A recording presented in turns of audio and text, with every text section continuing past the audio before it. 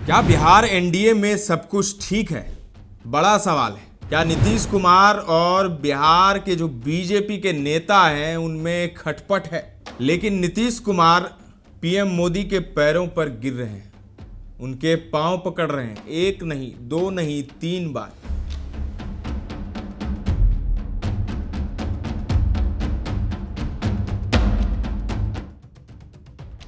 वजह क्या है? जो नीतीश कुमार किसी के आगे नहीं झुकते थे, वो नीतीश कुमार पीएम मोदी के चरणों में गिर रहे हैं। ऐसी क्या वजह है? और खास करके ये बात इसीलिए क्योंकि मुझे याद है मोदी एक कार्यक्रम में इनवाइटेड थे नीतीश कुमार के साथ, लेकिन उससे पहले अखबार में एक फोटो छप गई नीतीश और मोदी के साथ वाली। नीतीश इतना गुस्सा हो गए कि उन्होंने उस पूरे कार्यक्रम को रद्द कर दिया। नेताओं को बुलाया था उन्होंने, बीजेपी के नेताओं को पार्टी के लिए, लेकिन उस पार्टी को उन्होंने रद्द कर दिया। बस एक तस्वीर मोदी के साथ उनकी छप गई थी। और आपको याद होगा 2014 में जब बीजेपी ने प्रधानमंत्री पद के लिए पीएम मोदी को प्रोजेक्ट किया था, तो नीतीश कुमार ने एनडीए का साथ छोड़ दिया था। इसके बाद से खटास की खबर सामने आती रही। बाढ़ पीड़ितों के लिए एक मदद सामग्री भेजी थी गुजरात की सरकार ने उस वक्त की, जिसमें मुख्यमंत्री नरेंद्र मोदी थे। तब नीतीश ने उस पैकेज को ठुकरा दिया था। तो इतनी जो कड़वाहट थी दोनों के बीच, नीतीश और मोदी के बीच, और वो कड़वाहट आज भी दिख रही है। जिस तरीके से पीएम मोदी दरभंगा में एम्स के शिलान्यास के मौके पर पहुंचे थे, लेकिन नीतीश कुमार अलग थलग नजर आ रहे थे। इसके अलावा नीतीश का जब भाषण हुआ, उन्होंने भाषण में अटल बिहारी वाजपेयी को क्रेडिट दे दिया। उन्होंने कहा कि जब पटना में एम्स बना था तो उस वक्त जो प्रधानमंत्री थे अटल बिहारी वाजपेयी, उनसे बात हो गई थी, तय हो गया था कि बिहार को एक और एम्स मिलेगा। लेकिन पैर भी पड़ रहे हैं नीतीश कुमार। तो नीतीश के इशारे कौन समझे और नीतीश के मन में क्या है, ये तो नीतीश भी नहीं जानते। तो आखिर चल क्या रहा है बिहार में? कुछ ना कुछ खिचड़ी जरूर पक रही है। अब नीतीश ने जो पैर छुआ था पीएम मोदी के मंच पर, दरभंगा के मंच पर, मिथिला के मंच पर, इस पर राजनीति भी खूब हो रही है, राजनीतिक प्रतिक्रियाएं भी आई है।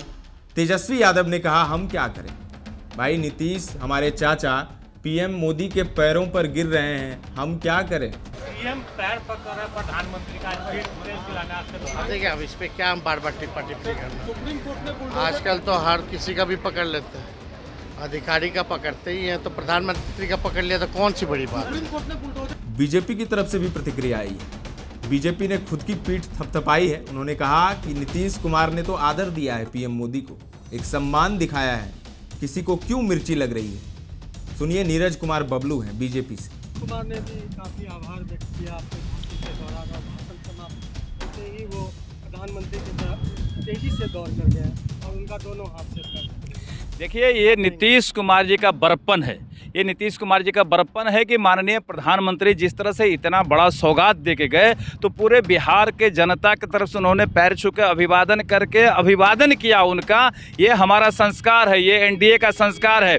इस चीज़ पर आरजेडी वाले उंगली उठाते हैं तो आरजेडी कुसंस्कारी पार्टी है, इनको संस्कार से कोई मतलब नहीं है। ये लोग उज्जट हैं, किसी का सम्मान नहीं करते हैं। समाज में सम्मान बहुत बड़ा चीज़ होता है, अपने से बड़े का सम्मान करना, पैर छूना, हाथ जोड़ना, ये कोई गलत काम नहीं, ये सम्मान देना है। जब इतना बड़ा सम्मान देश को, प्रदेश को मिला है, इतना बड़ा सौगात माननीय प्रधानमंत्री जी दिए हैं उत्तर बिहार और मिथिला को, तो अगर नीतीश जी पैर छू के उनका सम्मान किए तो नीतीश जी का बड़प्पन है, हम उनका अभिनंदन करते हैं, स्वागत करते हैं। विपक्ष के लिए एक और मुद्दा खड़ा कर, ये विपक्ष के पास कोई मुद्दा ही नहीं है। विपक्ष है जब मौका मिलती है तो राज्य को लूटने का काम करती है, जनता को लूटने का काम करती है, अपहरण उद्योग चलाने का काम करती है, जंगल राज कायम करने का काम करती है।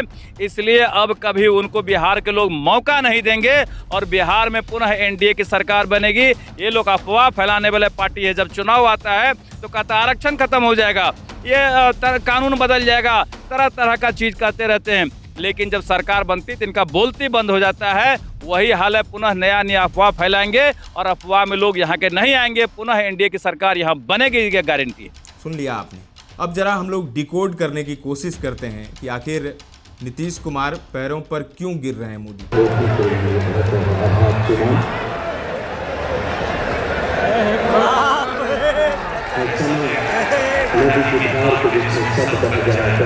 आपको याद होगा कुछ ही दिन पहले एक कार्यक्रम था, दो कार्यक्रम हुए थे। एक राजकीय समारोह था, देश के पहले शिक्षा मंत्री अबुल कलाम आजाद उनकी जयंती थी और इस जयंती के मौके पर राजकीय समारोह का आयोजन किया गया था, जिसमें नीतीश कुमार के साथ दोनों डिप्टी सीएम नजर नहीं आए। बीजेपी का एक भी नेता नजर नहीं आ रहा था, क्योंकि बीजेपी के नेता आपको अलग दिख जाएंगे, उनका कुर्ता, उनका जो बंडी, वो सब आपको रंग बिरंगा दिख जाएगा, तो आप समझ जाएंगे कि बीजेपी के हैं। एक भी रंग बिरंगा कुर्ता नहीं दिखा नीतीश के साथ। नीतीश अपनी गाड़ी से उतरे, उस गाड़ी में विजय चौधरी थे जो उनके खास हैं और संजय झा थे जो कार्यकारी अध्यक्ष हैं अभी जेडीयू के। तीनों एक ही गाड़ी से उतरे थे उस कार्यक्रम में। इसके बाद राजगीर में एशियन महिला हॉकी चैंपियनशिप का आगाज हुआ। बहुत बड़ी बात है बिहार के लिए। तो राजगीर में कार्यक्रम हो रहा था, उसमें भी नीतीश कुमार सिर्फ पहुंचे, उनके साथ दोनों डिप्टी सीएम में से कोई एक भी नज़र नहीं आया। अमूमन ऐसे कार्यक्रमों में कोई एक जरूर रहता है, लेकिन यहाँ पर दोनों नहीं थे। कहा गया कि नीतीश ने उन्हें इनवाइट ही नहीं किया। तो ऐसी बात है, नीतीश भले ही मोदी के चरणों में गिर रहे हैं, चरण वंदना कर रहे हैं, लेकिन यहाँ बिहार में उन्हीं की चल रही है। वो भाव नहीं दे रहे बिहार के नेताओं को। तो चल क्या रहा है आखिर? सहमात का खेल क्यों चल रहा है? अब आपको एक और प्रकरण बताते हैं, लेकिन उससे पहले आपको एक बयान सुनाते हैं। सुनिए क्या कुछ कह रहे हैं। शक्ति यादव हैं, आरजेडी के प्रवक्ता हैं। सुनिए क्या कुछ कह रहे हैं। एशियन महिला हॉकी टूर्नामेंट का कल उद्घाटन था राजगीर में, नीतीश कुमार जी ने किया, लेकिन जिन दल के कोटे में खेल मंत्रालय है, खेल मंत्री का तो ही पता नहीं किस बिल में ढुके हुए हैं। ये दोनों उप मुख्यमंत्री जो बाचालता के लिए जाने जाते हैं, इनका तो कहीं दिखा ही नहीं भाई, कहीं उप मुख्यमंत्री दो है भाजपा कोटे, कहीं आता पता नहीं। भारतीय जनता पार्टी दबाव बना रही है कि भाई नीतीश कुमार जी सत्ता अपने हाथ में लिया जाए। नीतीश कुमार जी आहत होकर करके दोनों उप मुख्यमंत्रियों को राजनीतिक लात मारा, बुलाया तक नहीं। ये दोनों दलों के बीच में जो शाह मात का खेल है, एक सत्ता हथियाना चाहती है, एक छटपटाहट में अपमान कर रही है। एक ऐसी सरकार गठबंधन बेमेल की ये सरकार चल रही है, सिर्फ सत्ता की मलाई के लिए। सत्ता की मलाई खाने के लिए भारतीय जनता पार्टी हर अपमान को सहन करने के लिए खड़ी है। सब लोग देख रहा है, लेकिन भारतीय जनता पार्टी चुप्पी साधे है और नीतीश कुमार जी भाजपा को औकात दिखा रहे हैं।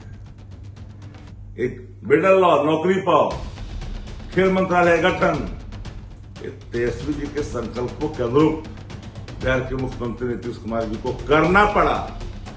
ये था काज करने का। आपने देखा होगा गांधी मैदान में उतनी बड़ी नियुक्ति मेला जो लगा गांधी मैदान में, तेजस्वी जी ने पूरे रौब के साथ वहां अपना प्रेजेंटेशन भी किया और राज धर्म का ही पालन किया, गठबंधन धर्म का ही पालन किया। लेकिन भाजपा सत्ता की मलाई के लिए नीतीश कुमार जी की चरण वंदना भी करती है और उनके जूती के नोक के इशारों पर चलती भी है। इसलिए इस गठबंधन में जो बेमेल का भाव है, शाहमात का खेल है, मानो कौन दल किसको कब अपमानित कर दे, ये तो साफे दिखता है। लगता है कि कोई बड़ी बात दोनों दलों के बीच में होने वाली जो साफ दिख रहा है। सुना आपने, इन्होंने डिकोड करने की कोशिश की है और इनका तो यही कहना है कि बीजेपी ने खुद को सरेंडर कर दिया है नीतीश के हाथों। अब कौन किसको सरेंडर कर दिया है ये बड़ा अब पेचीदा हो गया है और रोज़ खबरें बनती है, रोज़ खबरें चलती है कि नीतीश कुमार फिर से पासा पलटने वाले हैं, फिर से पलटी मारने वाले हैं। लेकिन कितनी सच्चाई है इस बात में, क्योंकि नीतीश बड़े पसोपेश में फंसे हुए हैं। अब नीतीश के प्रिय अधिकारी हैं संजीव हंस, वो चले गए हैं जेल, उनकी गर्दन ईडी ने पकड़ ली, जेल में है फिलहाल, लेकिन कार्रवाई जारी है। पिछले दिनों की बात है, उनके करीबियों को पुलिस ने पकड़ा है, 2-3 और गिरफ्तारियां हुई है, तो उस मामले में भी शिकंजा कसा हुआ है ईडी का। तो लोग ये कह रहे हैं, जो जानकार बताते हैं, कह रहे हैं कि संजीव हंस के जरिए नीतीश की गर्दन तक पहुंचना चाहती है ईडी। ये बड़ी बात है, क्योंकि नीतीश कुमार ऐसे नेता हैं, जब से सत्ता में आए हैं कोई दाग नहीं लगा है उन पर। कालिख के कोठरी से वो निकल गए, हालांकि अभी निकले नहीं हैं, काली की कोठरी में अभी हैं और कहा जा रहा है कि अभी अगले और 5 साल तक वो सत्ता में रहेंगे, राजनीति करेंगे। तो काली की कोठरी में है नीतीश कुमार, लेकिन एक भी काला दाग उन पर नहीं लगा है, कोई भ्रष्टाचार का आरोप उन पर नहीं लगा है। तो अगर उनके राजनीति में रहते ऐसा आरोप लग जाता है तो नीतीश कुमार इसके लिए फिर कुछ भी करने को तैयार होंगे, क्योंकि नीतीश कुमार अटल बिहारी वाजपेयी के बड़े फैन हैं। और अटल बिहारी वाजपेयी कहा करते थे कि मुझे मौत का खतरा नहीं है, मुझे मरने से डर नहीं लगता, मुझे अपमान से डर लगता है। तो अटल बिहारी वाजपेयी की ये सोच थी और नीतीश कुमार खुद को उनका भक्त बताते हैं। मोदी के सामने वो अटल जी की तारीफ करते हैं। तो नीतीश कुमार को भी एक उसी तरह का नेता माना जाता है, सेक्युलर छवि वाला नेता, जिसे मुस्लिम मतदाता भी वोट करते हैं नीतीश कुमार को। तो नीतीश कुमार के लिए भी एक समस्या है बीजेपी के साथ रहना, क्योंकि बीजेपी का नारा आजकल हो गया है कि बटोगे तो कटोगे। तो इस तरीके का नारा बीजेपी बुलंद कर रही है। योगी आदित्यनाथ हैं मुख्यमंत्री यूपी के, उन्होंने ये नारा दिया था एक रैली में और ये नारा अब बीजेपी का बन गया है। कहा जा रहा है कि योगी आदित्यनाथ के पीछे आरएसएस का पूरा हाथ है। योगी आदित्यनाथ की अमित शाह से भी नहीं पट रही है, गुजरात लॉबी से नहीं पट रही है, लेकिन उनके पीछे आरएसएस का हाथ है। और जिस तरीके से यूपी में प्रदर्शन हुआ है बीजेपी का अभी बीते लोकसभा चुनाव में, उससे कहीं ना कहीं ताकत मिली है योगी आदित्यनाथ को। नाराज़गी है आरएसएस की अमित शाह और पीएम मोदी पर, क्योंकि अमित शाह ने ही सब कुछ किया था उस वक्त। लोकसभा चुनाव में टिकट देने की बात हो या रैलियों की बात हो, सब कुछ अमित शाह ही तय कर रहे थे। तो यूपी में मुंह की खानी पड़ी थी। इस वजह से आरएसएस नाराज हैं दोनों गुजरात लॉबी से। गुजरात लॉबी आपको पता है कौन, अमित शाह और पीएम मोदी। तो इस तरीके की बात है।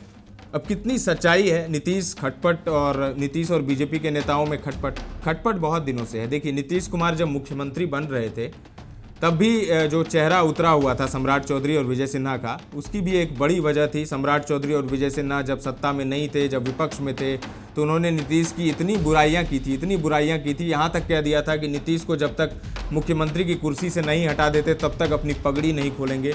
नीतीश तो नहीं हटे कुर्सी से, लेकिन पगड़ी जरूर खुल गई सम्राट चौधरी। तो ये सब बात है। बिहार में क्या कुछ होता है, बिहार में पल पल जो है राजनीति बदलती रहती है। और ताज़ा जो अभी राजनीतिक हालात हैं पिछले 3-4 दिनों से, ऐसा लग रहा है कि सब कुछ ठीक नहीं है। पीएम मोदी तो आकर चले गए, जेपी नड्डा भी आकर चले गए, लेकिन नीतीश के साथ दोनों डिप्टी सीएम नज़र नहीं आ रहे। कोई भी कार्यक्रम, ऐसा क्यों है? इसकी वजह हम ढूंढने की कोशिश कर रहे हैं, लेकिन ज़रूर कुछ ना कुछ खिचड़ी ज़रूर पक रही है। और जिस तरीके से नीतीश मोदी के पैरों पर गिर रहे हैं, उससे भी कुछ न कुछ भनक लग रही है, कुछ संकेत मिल रहे हैं कि नीतीश जरूर नाराज हैं। क्योंकि पीएम मोदी को पैरों पर गिरना चाहिए नीतीश कुमार के, ऐसे देखा जाए तो। आज सरकार जो चल रही है दिल्ली की, वो उसमें बिहार का बहुत बड़ा हाथ है, नीतीश कुमार का बहुत बड़ा हाथ है। नीतीश को सबने अंडर एस्टिमेट किया था पिछले लोकसभा चुनाव में, लेकिन नीतीश ने दिखा दिया कि टाइगर अभी जिंदा है।